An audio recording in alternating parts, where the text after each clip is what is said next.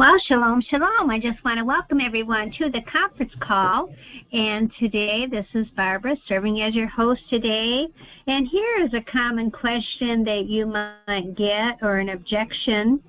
Was there manna on day 30 and on day 1?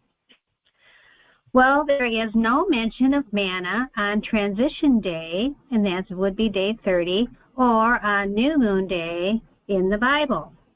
Does this prove that the lunar Sabbath is false? No, it doesn't.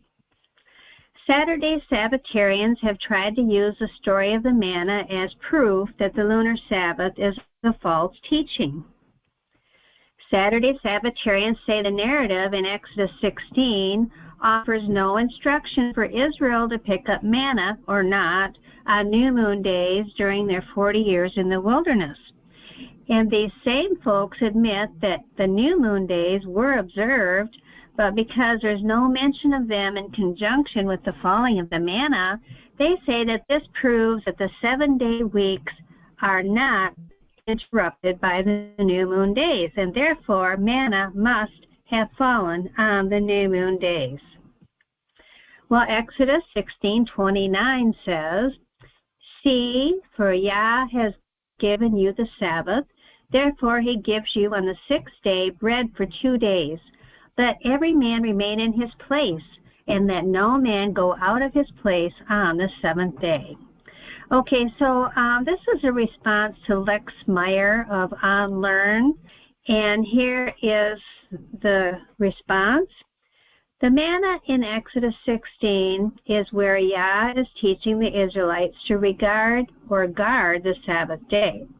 And the objector that I just mentioned above, Lex Meyer, says that there's no mention of anything being done with the manna at the end of the month on the transition day or on the new moon day.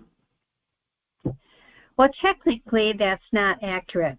In Exodus 16, verse 29, that was mentioned above, the Bible says that he, speaking of Yah, giveth you the bread of 2 days.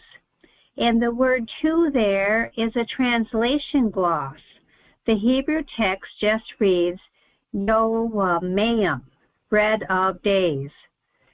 So the word 2 is added because the Sabbath is being talked about after the 6 work days.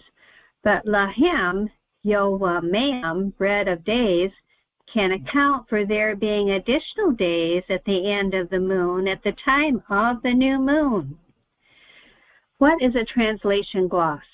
Generally speaking, a gloss is an explanatory comment or note added to the text of a book.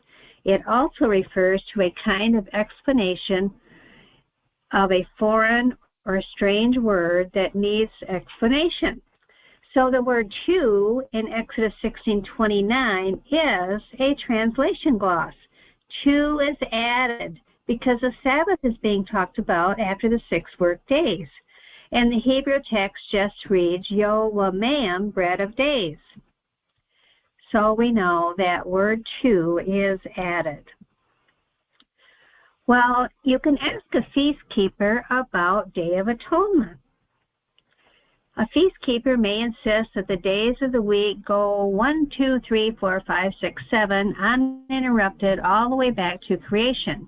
And they have no evidence other than the present Gregorian calendar and their tradition that says Saturday is the 7th day.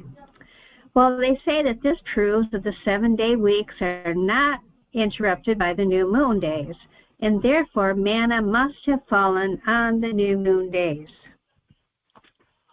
What Saturday Sabbatarians often neglect to think about, much less mention, is what happened with the manna and what did the Israelites do on Yom Kippur, the Day of Atonement. We know that Yom Kippur was kept in the wilderness from Leviticus 16, and Yom Kippur was a day on which the soul was afflicted. As Saturday Sabbatarians, if Yom Kippur fell on a Gregorian Friday in our calendar today, would the Israelites get enough manna on Thursday to carry them through Yom Kippur into Saturday Sabbath? Saturday Sabbatarians like to bring up the new moon in relation to the manna, but very few comment on Yom Kippur in relation to the manna. So if Yom Kippur fell on a Gregorian Friday, would the Israelites get enough manna on Thursday to carry through Yom Kippur into Saturday Sabbath? So we're just not told these things. For one thing, Saturday is only the 7th day of the week by virtue of Emperor Constantine. In 321 AD, he venerated the Day of the Sun, which moved Saturday from its coveted position as the first day of the week to the 7th day of the week. And in this picture on the left, you'll see Saturn is day 1 and Sunday is day 2. Constantine put Sunday as day 1 in 321 AD, and what maybe we didn't learn before was that he put Saturn day as day 7, so that there would be a 7th day for the Jews to worship on a 7th day Sabbath. And you can find all this in this text here from Nashville, Tennessee, Southern Publishing Association. The Land Sabbaths. Well, maybe this is another example. On the Land Sabbaths, they were to abstain from sowing and reaping. The Land Sabbaths were important enough to the Father to cause Israel to go into captivity for 70 years in Babylon for not observing them. These Land Sabbaths were also in 7-year sequences like the days of the week. Israel could sow and reap for the 6 years, but on the Land Sabbath they were to abstain. And the Father caused a triple portion of produce to be harvested on the 6th year to provide food for Israel during the 6th year, the 7th year Land Sabbath, and the 1st year of the subsequent 7-year sequence. There was no sowing or reaping during the 7th year Land Sabbath. Well, what about the Jubilee cycle? There was neither sowing nor reaping during the year of Jubilee. The 48th year, the Jubilee cycle had to provide produce for 4 years, the 48th, the 49th, the 50th, and the 1st year of the subsequent Jubilee cycle. Just because there's nothing said about eating manna on new moon days during the 40-year wilderness sojourn does not prove anything. This in no wise disproves the creation calendar. Actually, the Jubilee cycle proves just the opposite.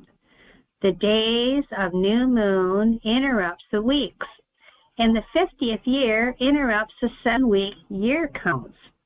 It cannot double as the 1st year of the following Jubilee cycle because you can sow and reap on the 1st year of each Land Sabbath, Leviticus 25:3. Now, new moon days are a 3rd category of day. There are 3 categories of day. There are working days, Sabbaths, and new moon days. So the year of Jubilee is also a 3rd category of year. It is neither one of the 6 years of sowing or reaping, nor is it a 7th year Land Sabbath. So for more information about the manna and the Sabbath, I hope you'll go watch this video. We've done several videos about the manna and the Sabbath. So I hope this will be helpful for you today. And for a lot more information about the Creator's calendar, the Sabbaths and feast days, please go to our website, lunarsabbathday.com. And thank you for being here today.